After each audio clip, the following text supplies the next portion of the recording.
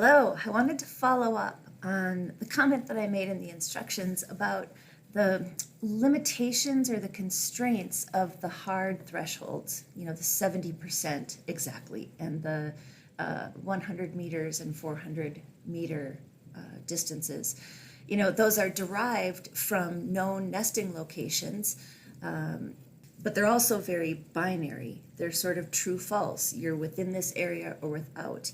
And in reality, that threshold would be a lot fuzzier. We'd have a probability of, being located within or without some distance, but probably not as constrained as one number. So I was thinking about the distribution of our final areas and thinking about all the proximate areas that are also really suitable. We have an area down here that has a nice clump. I don't know what the size of these are, but it seems like we've got a nice area here and then all along the coast up here and this region. And so it occurred to me that if we used a density tool, we might be able to further focus our efforts for restoration. So I was going to walk you through that really quick. And where I would start, after clearing my selection here, would be to convert these polygons to points. In order to run density, that's where we have to start. So I would do, I think it's called feature to point, but if you did polygon to point, you would find this as well.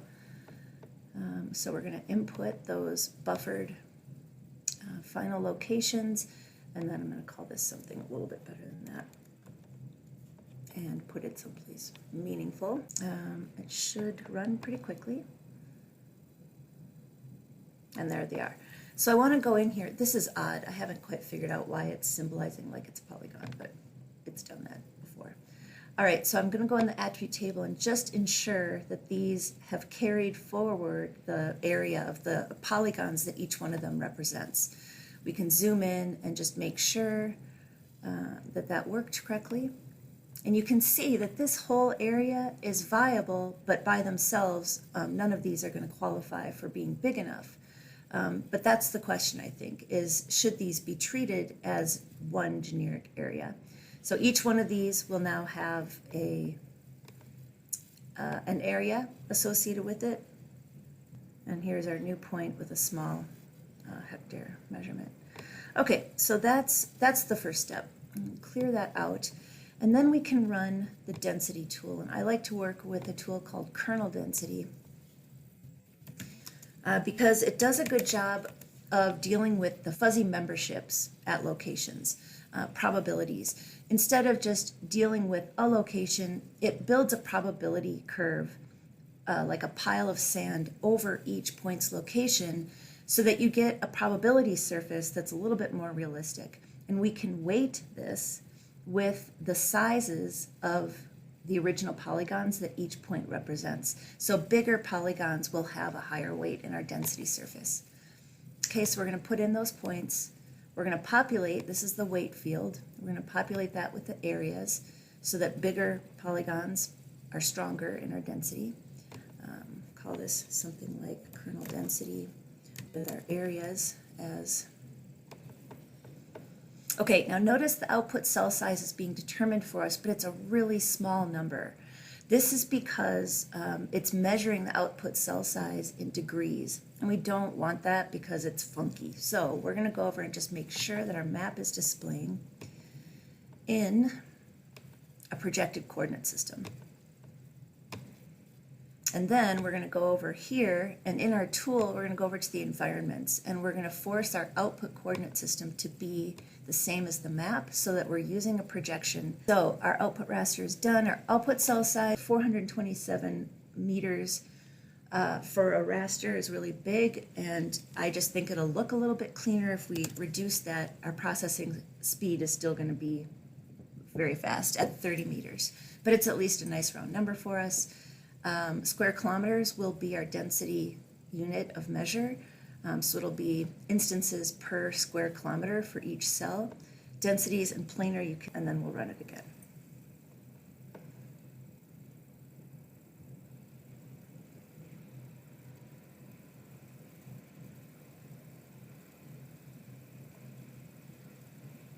Okay, Zooming out, hopefully what we'll see is something that looks pretty good.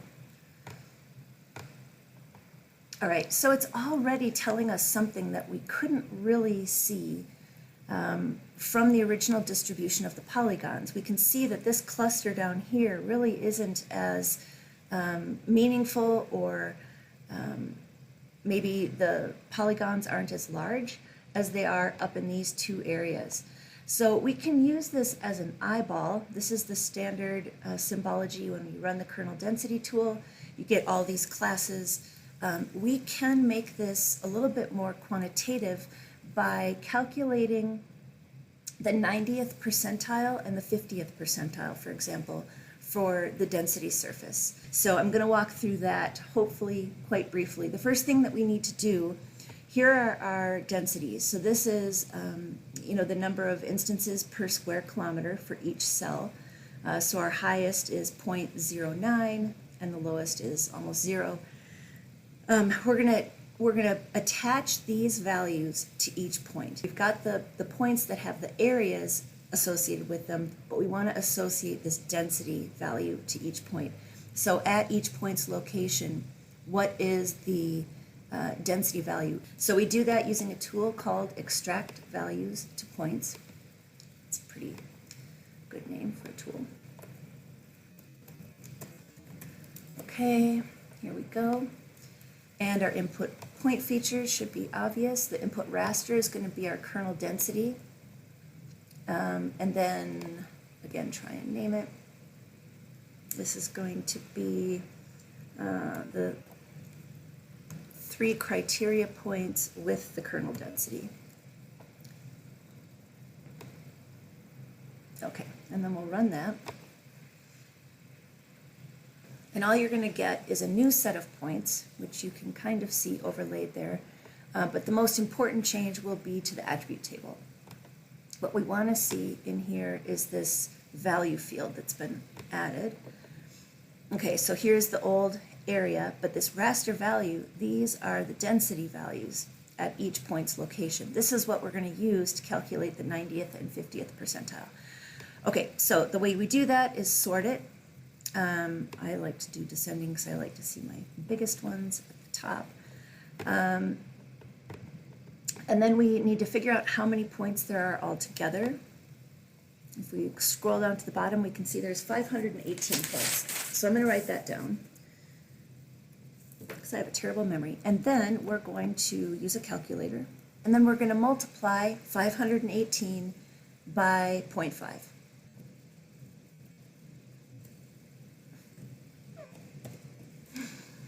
My first time using a calculator. Okay, 259 is our midpoint. And so what we do is we scroll down in the attribute table to the 259th record, and we make note of this value. So I'm going to write down 0.052243. And then we're going to use a calculator and multiply the original 518 number of points by 0.9, and we get 466. Make note of that. And then we're going to scroll down to the 400 and actually, wait, we should sort this. We want a large number, so I'm going to resort that to ascending and then scroll down to the 466th record. Okay, and so this is closer to our highest value, which is what we want, but because we want to isolate the top 10%, so maybe I'm saying that backwards. So I'm going to make note of 0.076326, and then what we're going to do is go into our symbology window and choose the KD area, because that's what we want to symbolize.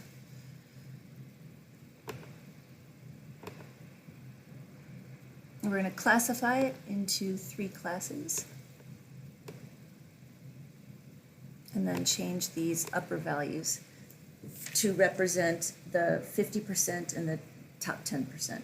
So here I'm going to put the 0.052243, and here I'm going to put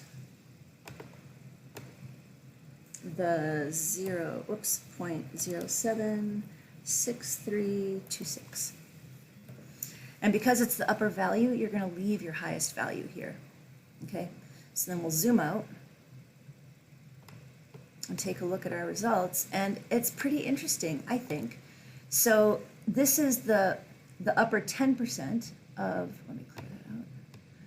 This is the upper 10% of the density surface is represented in this dark purple area, and the top 50% of the density surface is located in this lighter purple area. So this is a way to rigorously quantify the areas that might best be targeted for restoration. Yeah, this dense cluster here didn't make it into the top 10%, which I think is quite interesting. So I hope that's interesting, and if you have any questions about creating density surfaces like this, just let me know.